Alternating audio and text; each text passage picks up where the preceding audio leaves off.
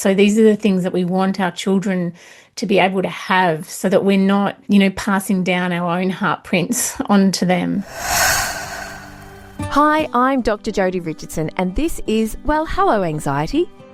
In a world that often moves too fast, we're here to pause, breathe, and understand anxiety together. Each episode will explore practical strategies, share honest conversations, and uncover the science behind anxiety and well-being, all while creating a space where it's okay to not be okay. Let's continue this journey together. Hello, welcome back to another episode. I was just saying to my guest today, what a privilege it is to record podcasts, meet fabulous people who are doing wonderful work in the areas of mental health and families and parenting and education. And I just really want to say a huge thank you to you as a listener. I do not take your time for granted. And I have another very special guest that I have the pleasure of talking with today so that we can keep learning together. I was actually on this guest's Instagram page as I was preparing for this episode. And what I did was I immediately had to click and swipe because what the post said, and it was one of the pinned posts, was, after more than 25 years working with families as a family therapist, I've learned one crucial truth. Would you have clicked? I had to click. I'm like, I need to know this. And we're going to get more than one crucial truth today. I wonder if you could guess. I wonder what comes to mind when you think about what a family therapist might have learned about working with families, whether or not it's we need better strategies, maybe children need firmer boundaries, maybe families need some more support. What she shared was actually something quite different. She said that the most important shift is not about learning more parenting techniques at all. It is about understanding ourselves first. So her answer was, understanding ourselves first changes everything. It is not about more strategies or trying harder. It's about recognizing our triggers, understanding the patterns that we bring from our own childhood, and learning to respond to the child in front of us rather than reacting from the child within us. We're going to come back to that. Because when we're so caught in our own fear, frustration, or anxiety, because there's plenty of that for all of us as parents, it's so much harder to show up in the calm, steady way that our children need. So when we can begin to understand what's being stirred in us, everything can begin to change. So I am delighted to be joined by family therapist, educator, founder of Strengthening Families, and author of The Perfect Parent Trap, Lisa Taylor. Lisa's work helps parents move away from the pressure of perfect parenting, which I just love, towards calmer, more connected relationships with our children. Lisa, thank you so much for joining us. It's such a pleasure to have you here with us today. Thank you so much. And thank you so much for your comment about the post. It's so crucial to think about, those big questions around parenting and what do we need. But yeah, it's a thrill to be here. Oh, it really is. And, there's no shortage of resources and information available to us. We're overwhelmed, inundated. There are so many books and online resources and things. And so to find someone like you who approaches it from this point of view of we just take the pressure off, this perfect parent trap. I remember years ago, actually, Lisa, my psychologist, when I was a new parent and I had postnatal depression and, oh goodness, I was in all sorts. And he introduced to me the idea of the good enough parent. And I'm like, Love it. that doesn't sound like everything had to be excellent in my view. I was anxious overachiever and just felt like I wasn't getting it right and that it was really tough. And so even just the title of your book, The Perfect Parent Trap, it's like we can just relax our shoulders a little bit. And this idea that we have so much within us already to be good parents. We don't have to be perfect. But I want to start by asking you a pretty big question. So brace yourself. But you've been working with families for so long, quarter of a century. I know. I must be really old. You've been working with families for such a long time. What is one thing that you wish more parents understood about family life? What I really wish parents understood about family life is that we are all very connected. So everyone's not individual, really. We are so connected emotionally. Our nervous systems are connected. When someone comes in and they've had a bad day, like say your son comes home and he's had, bad day on the bus or something and he slams down his his school bag, and then suddenly you can feel the rush of something's not right. And you can, we often will go, oh, don't do that, or, react. Whereas, maybe I was at home and I was feeling really happy and good. And, as soon as, or you were, and as soon as your son walks in, everything kind of changes. So I wish that people knew, and this is a systems theory. So this is family therapy. Kind of the core of family therapy is that we are all connected as a structure, and that it's kind of like a mobile. Like if you think about a child's, toy mobile when they're a baby, when you pull one side of it and the rest of it moves, that's kind of how families work. And so when somebody's got a problem or something's happening for them, it affects other people, and other people will change their behavior in order to move around the problem or to deal with the problem. So we're never alone in, our problems or issues, or even in our families. We're always so connected. And in the book, there's a really cute heart sort of fluttering connected to something, because, I want people to understand the importance of that metaphor that we are all connected, and what affects me affects my children, which is why, when parents are feeling anxious and stressed and overwhelmed, it impacts our kids. And that's why, these conversations are so important. Oh my gosh, they really are. I've never heard it put like that before. And immediately what came to mind is the other day, I had the greatest day. I had such a great day. I got up, I'd had a pretty good sleep, got up, went to CrossFit after dropping the kids off, came home, got lots of things done, went and picked up my kids. And going back to that metaphor of pulling on the mobile, there was, my daughter something, it's funny, isn't it? At the time, it's like, oh, but then now I can't even reflect. And she probably wouldn't want me saying anyway, but something had happened. She was not very happy. And immediately I just felt it. And I just thought, oh, you just forget how quickly things can change. And that classic, we're as happy as our least happy child. And I remember, actually, it's coming back to me now. I won't discuss what the details were, but I remember talking to my husband. I called Pete, right? Gave him a call, and I said, oh, I was having such a good day. And the conversation went towards the situation with her. But then I said, yeah, but I'm upset. Yeah. I'm upset too. And yeah, we had a really good chat about it. But I'll never lose sight of that metaphor of the interaction, what we bring as parents, what happens with our kids in the days. We are so connected. And that is such a powerful starting place, I think, for this conversation, because you just talked about the anxiety and the overwhelm of being parents, and the life in the world that we live in is, there are a lot of things that are causing a lot of fear and a lot of anxiety, but being a parent actually brings up a lot of anxiety for us too, doesn't it? The moment that our kids are really struggling, like our daughter was the other day, or if they're, I've got older teenagers, if they're misbehaving or they're pushing back, it does stir something in us. And I'm now going to reflect on what her situation stirred in me, because I wasn't looking at it through that lens. So can you please just help us understand a bit more about parenting will actually trigger our own fears and stir things up in us.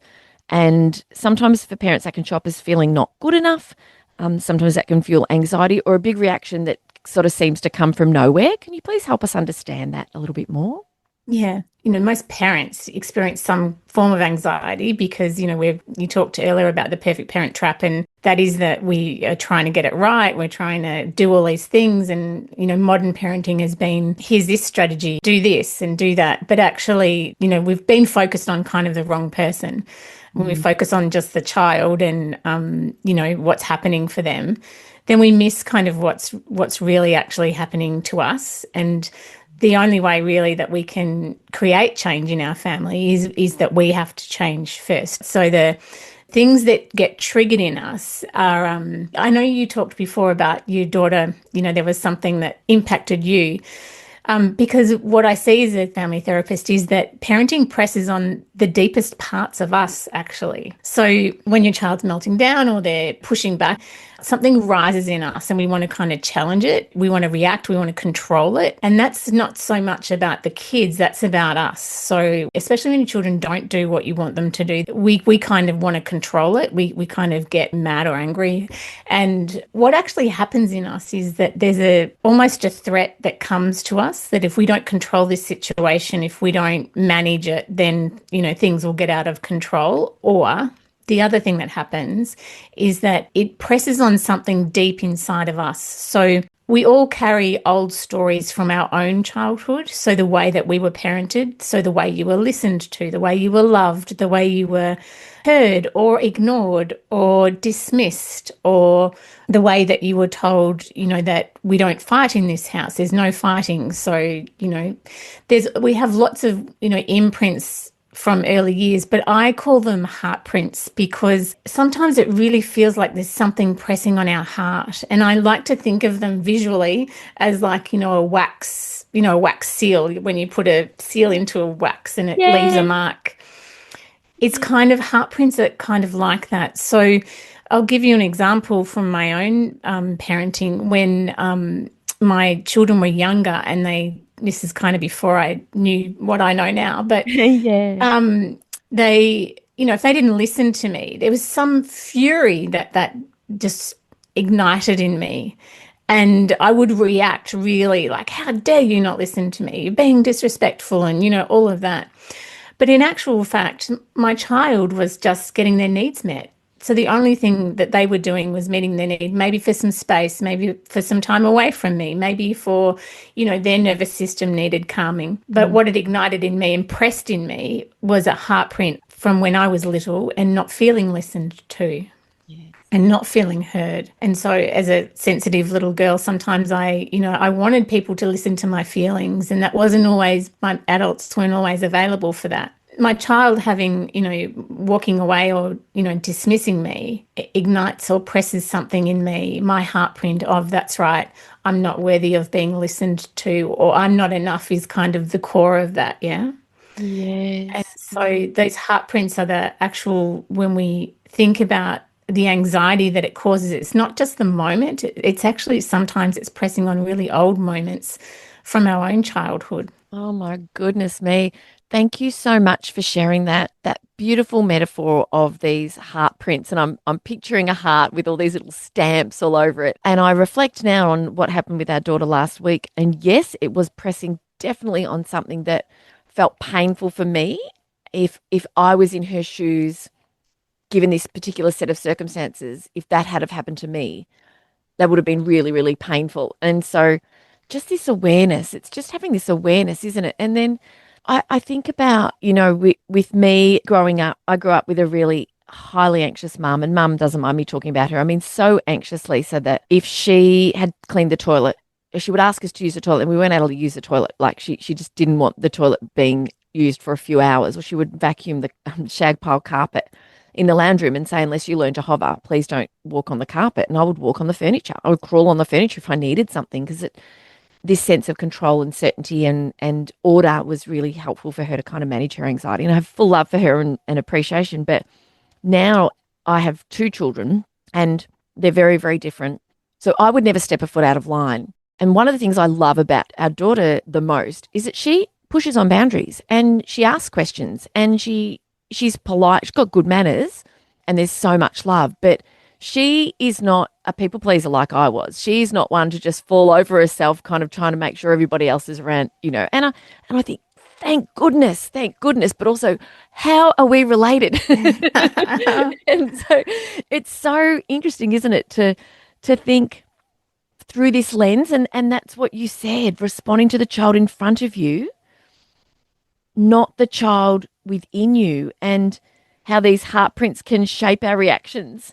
And so it's one thing like listening to you talk about this, but it's another thing to be able to do something differently, isn't it? Yeah, that's right. And the moment that you can pause and recognize and even ask the question, okay, and often it's a physical feeling that you get, and I'm touching my heart because that's where, for me, it happens. I feel like a real heaviness in my chest, and so I know something's happening for me.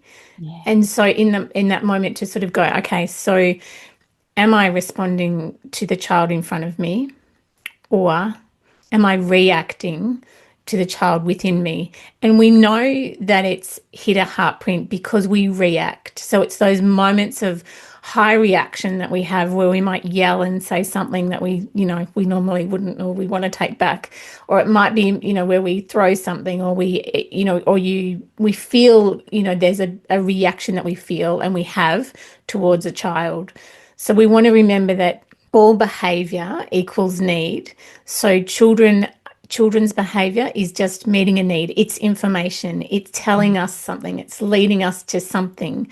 So when we can kind of separate that and think about, okay, the children are behaving in this way, or the child's got some behavior, they're doing something.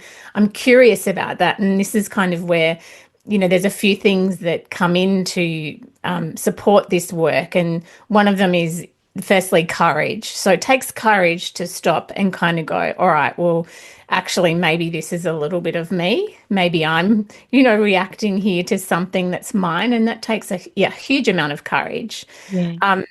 And courage to pause too, to just kind of stop and go, all right, well, hang on, let me ask myself this question.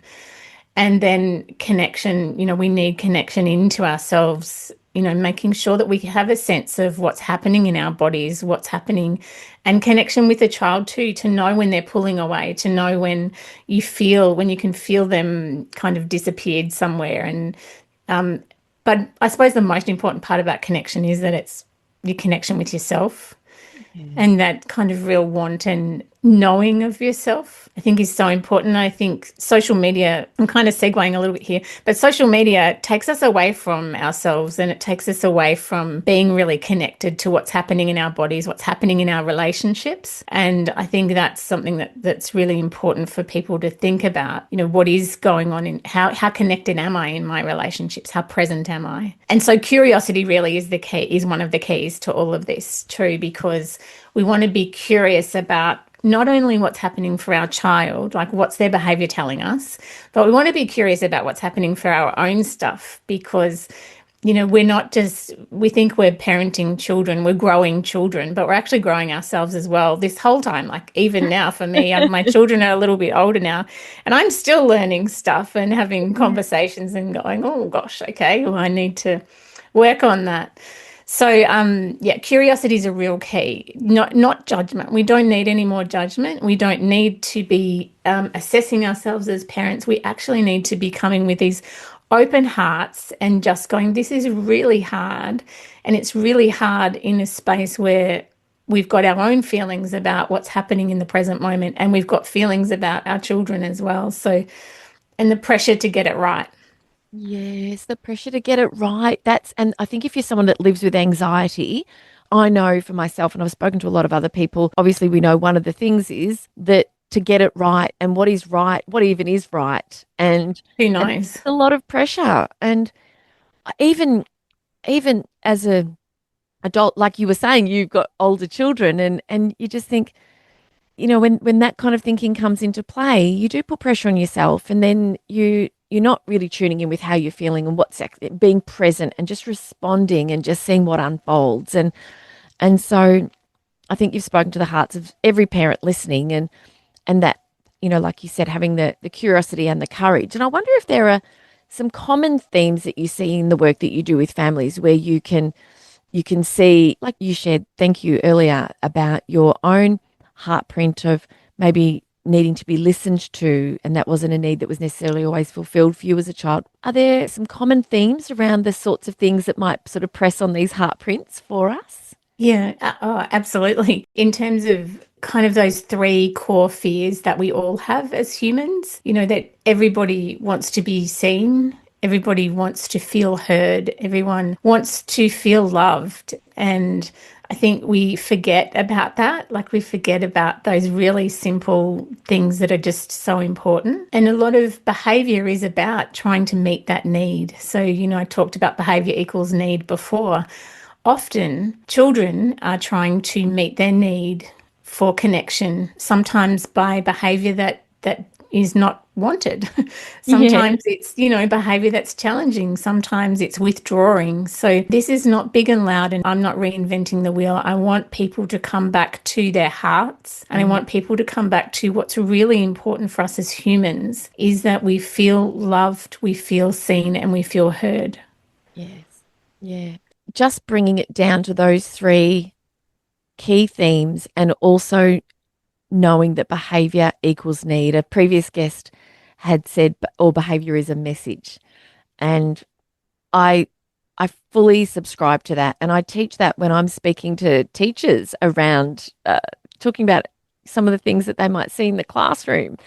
It's, Abs- this is, they are trying to convey something in the best way they can with the resources they've got at the time, but doesn't necessarily make it easy for the adult who is on the receiving end. And so, yeah, wanting to be seen, wanting to be heard, and wanting to feel loved. In the book, I talk about the heartprint freedoms that we all want, and these are the kind of things that are able to free our hearts. So the questions are, am I seen? So it's sort of a spin-off from what we just talked about, but am I seen?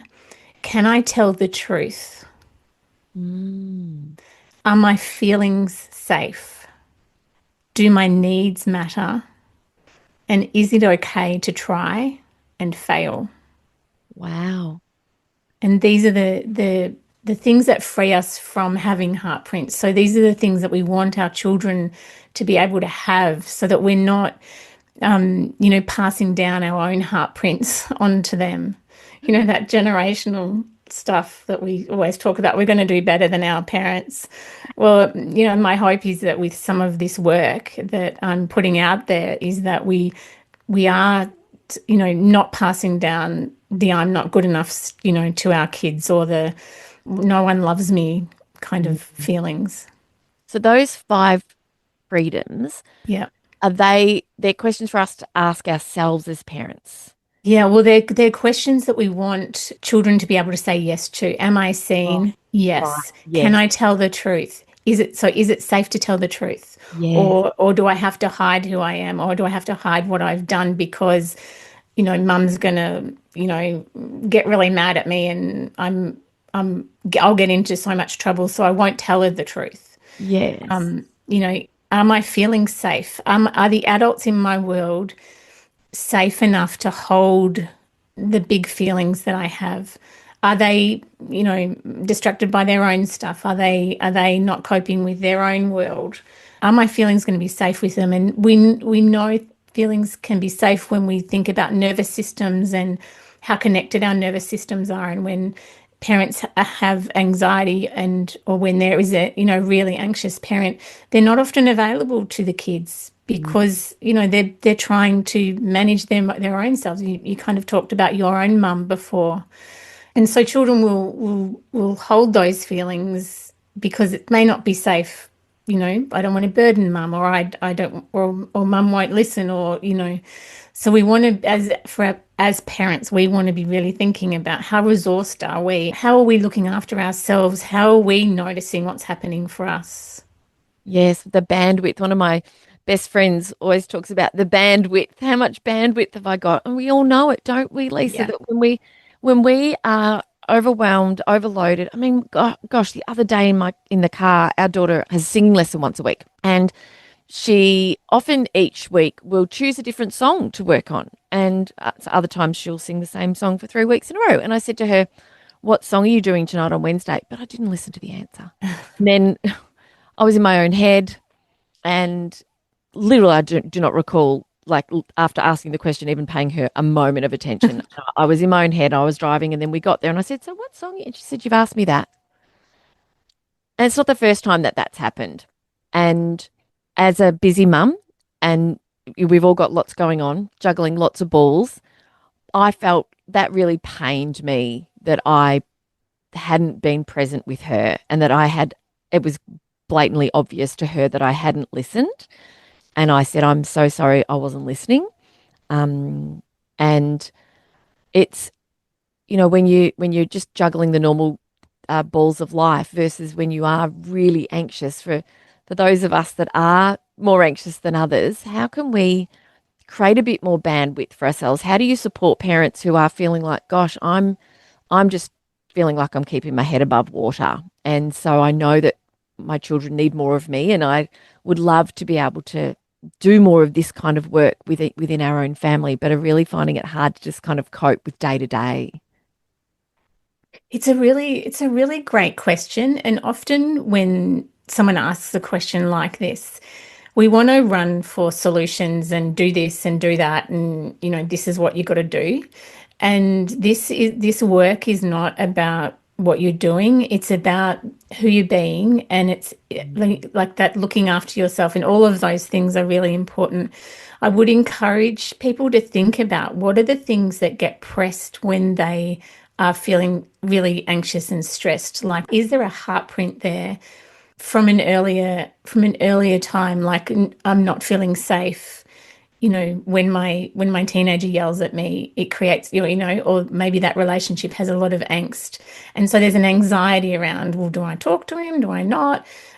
And I would invite people to kind of dig a little deeper. In the book, I've got some questions. Each chapter has a series of reflective questions to kind of dig a little bit deeper into. And, those questions are helpful in terms of, well, what are the things that catch you with your children, or the things that kind of irritate you?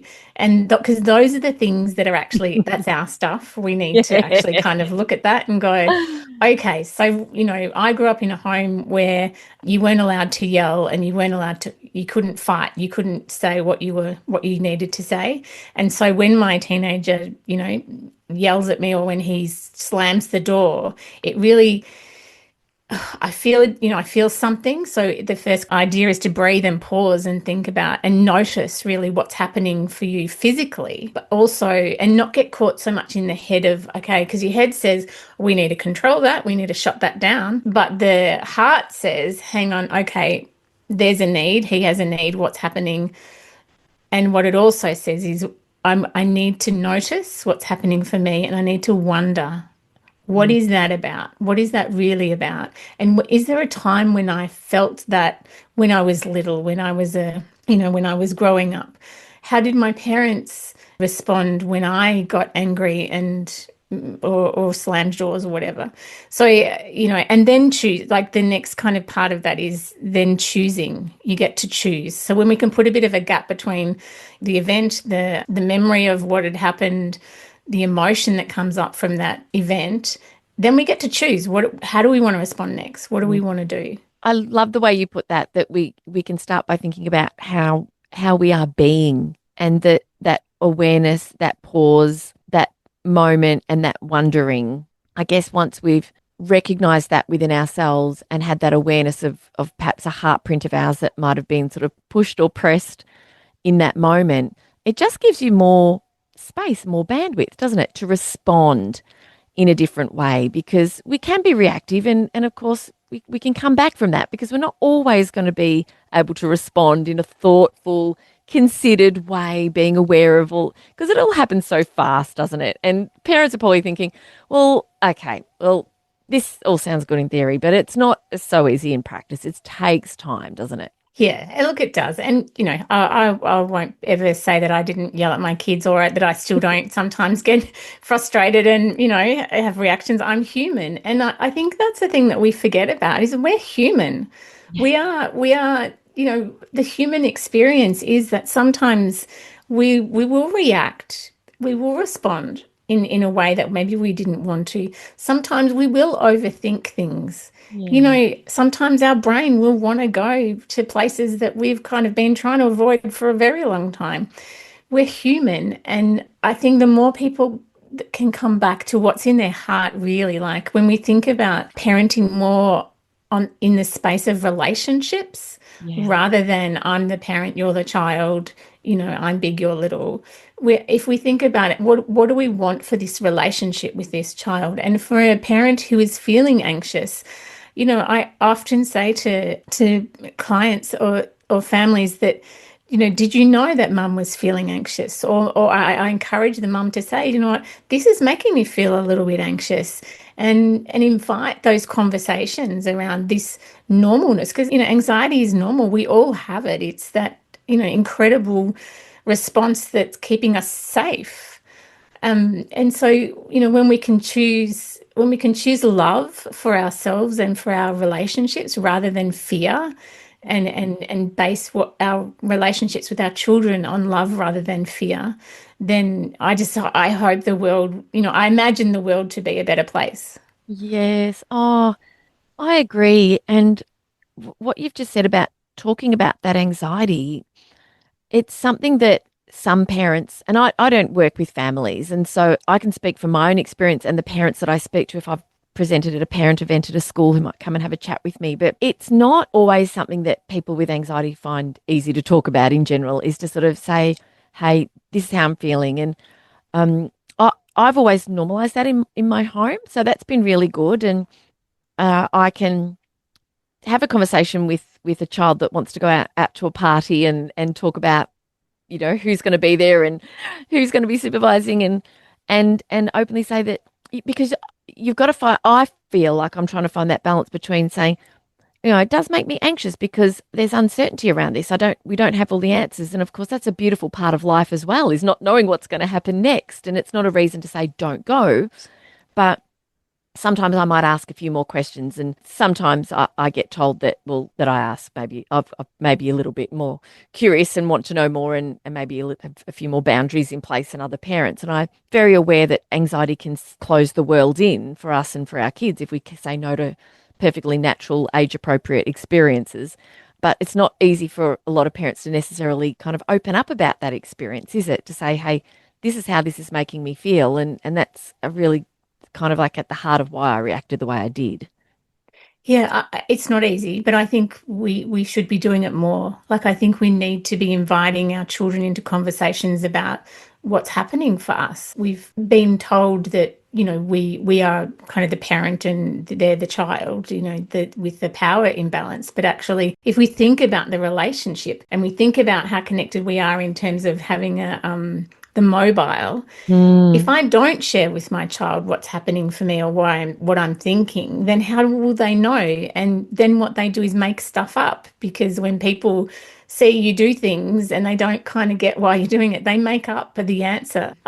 This Since writing the book, I've been having incredibly amazing conversations with my children about parenting them, and I share lots of parenting stuff in the book, but I did say to my eldest daughter the other day, I said, "Do you remember times when I was really reactive?" And she goes, "Yeah, I remember you yelling." And I remember thinking, "Mum's really angry." And mm, I said to her, "What did you make it mean?" And she said, "I thought you were angry at me." And so I yeah. thought maybe I was bad. Like, and so this conversation went on, and my heart is like breaking.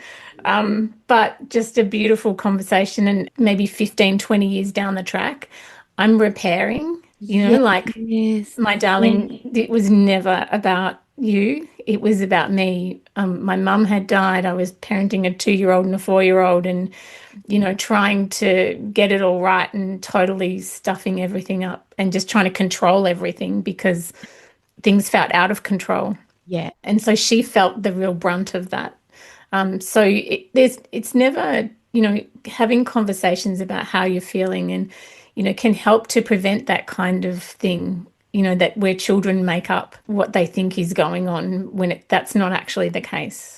Oh my goodness. When you said what did that you make that mean? Like what was the story that you were telling yourself? I had coffee with a friend the other day, and she is a relationships counselor. So similar work to you. And we were talking about that very question. It's almost the question that can open the door to helping us understand more about, well, when a heart print is pressed on, it's kind of like, what is this about? What does this mean for me? And then also helping out having those conversations. And just, I mean, what a gift for a parent to have. One of my kids the other day said to me, "Oh, are you upset with me?" And I said, "This is just my face today," because I was tired, and I sort of said it as a bit of a funny, like, but then I said, "Hey, please, I'll let you know if there's ever a problem." But I realized that was that internal storytelling, that I've done something wrong. And that was me as a kid. So whilst in that moment, made a, I made a little bit of light of it at first, but then sort of said, hey, nobody's smiling all the time. I'm quite a positive person, but I certainly don't have a smile on my face all the time. And I was probably deep in thought about something, and that was noticed. And so what are you making this mean is a really, really important question, because in relationships, a set of circumstances will unfold and we make meaning from it. And that meaning can be aligned with what definitely is happening or very, very far from it, can't it? Oh, absolutely. Yeah. Absolutely. Lisa, honestly, we've talked for so long, and I just wonder, just before we finish, I would just like to ask you as a final question, is there something important that I haven't asked? One of the things that is really important to notice is that when we feel like we want to control a situation, control our kids, we have to recognize that that's fear speaking. Right. And we want to just check that, just check, what is that about? Sometimes we want to control situations because we want to move it on quickly. And when we want to move things on quickly, sometimes we miss the really important stuff behind, what's happening for the child or even for ourselves. So I suppose that would be one thing I would want you to think about, and, for people to think about. When we want to feel like we want to reach in and control, often that's our own fear. And our instinct is to control, like to pull tighter, to make more rules or more consequences. And often control can really increase anxiety in a family system. And so we want to just check, if I feel like I'm trying to control everything and everyone, to just check with ourselves around what's happening for my nervous system. What am I afraid of here? What's really going on? And what's this mean for the interactions and for the relationships that I'm having? Because, we know what happens when we try and control our kids, or, make them do something, or if we have an agenda, right? We all know what happens. We do. Yeah. You're so right when you talk about when we try to control in our families, it doesn't end well. So thank you so much for sharing that as a final little nugget for us. And are you taking new clients? And also, can you just let listeners know if they're interested in getting a copy of the book, where they can grab a copy? Absolutely. Well, thank you for having me. It's been just, a joy to speak with you. You can find me on strengtheningfamiliesaustralia.com.au, my website. And I am taking clients. I've just got a rewriting heart prints course coming up soon. So that's going to be really exciting. So after kind of all the book launch stuff, we'll get into that. But that's something that I'm really looking forward to working with people in. I do lots of speaking and in schools and workplaces and stuff. And, kind of all of the family system stuff is not just for families either. It's workplace stuff, it's school stuff as well. So, I'm available for lots of those things. I'm on Instagram, lisataylor.au, and Facebook as well, and LinkedIn. So I'm on all the socials. The book is available at Amber Press. It's available on Amazon and Booktopia. So it's called The Perfect Parent Trap. And it's been a joy to write, and I could have made it 2,000 pages, but no, it's not. It's not that big. It's very practical. And it's, I use my own examples and also examples from clients with their permission. And so it's been a beautiful and incredibly therapeutic way to honour the families that I get to work with, and the work that I get to do with people.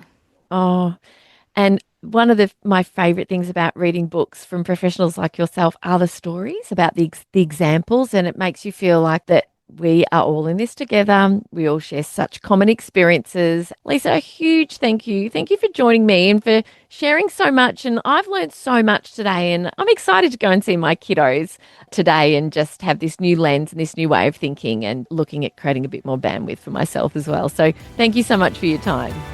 Thank you for having me. Thank you for sharing this time with me on Well, Hello Anxiety. Remember, understanding anxiety is the first step to managing it.